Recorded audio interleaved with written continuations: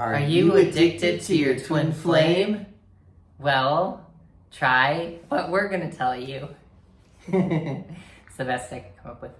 Yeah, so what does it mean to be addicted to your twin flame, and how do you resolve that? Yeah. Mm-hmm. So if you're experiencing, feeling addicted to your twin flame or obsession with your twin flame, it's because you're seeking for love outside of yourself, and whatever you think that your twin flame is going to give you, you have to give that to yourself.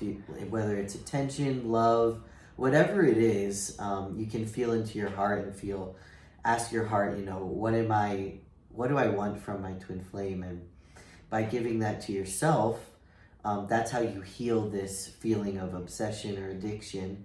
And then you bring yourself to a state of peace, and by loving yourself that way, that's really what attracts your twin flame to you. Yeah, and it's not that you have to cut your twin flame off or not stop interacting with them until you become perfect there, quote unquote, or it's not that you have to completely just only receive the love that you want from yourself. It's just that it has to come from within first, or else your twin flame dynamic gets unhealthy because your twin flame doesn't like being treated or used or thought of as the source of your love. When you try to make them the source of your love, then it just causes a bunch of problems. And you also wanted to say running and chasing. Well, no, you wanted to say that it's about avoiding yourself, remember? Yeah, and then another way you could say that too is that being addicted to your twin flame, or meaning you're trying to get something obviously that you feel you don't have inside. But then another way to see it is that it's just a coping mechanism. It's a behavior, possibly trauma based, of being something inside of me doesn't feel good, so instead of giving that part of me attention and loving them and solving the inner problem, I'm just going to basically get high and avoid it, and that'll make me feel good. But then once the high wears off, the problem is still there, and it's it's growing worse, it's building up energy, probably. Yeah, definitely. And so it fuels the addiction cycle.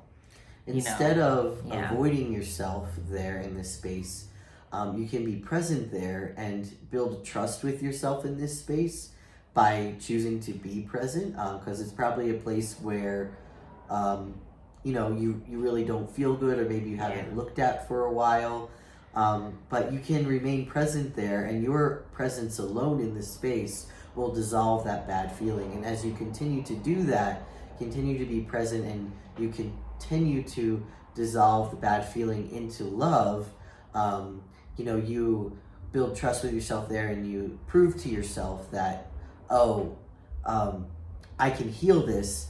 This isn't who I am, and this does go away. I just have to bring love there, and I can bring peace to myself there. And you just have to continue to do it, be persistent with it, and continue to make that choice of choosing to heal, choosing to be present there, and love yourself there.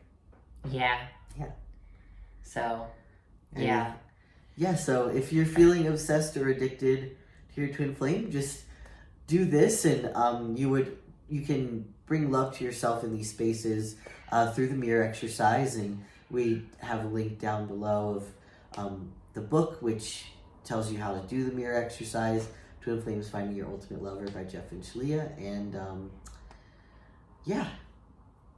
you can do it. You can do it. Oh, yes. And also, I just wanted to say too that particularly too if you're a divine feminine, because this is often addressed to divine feminines, give yourself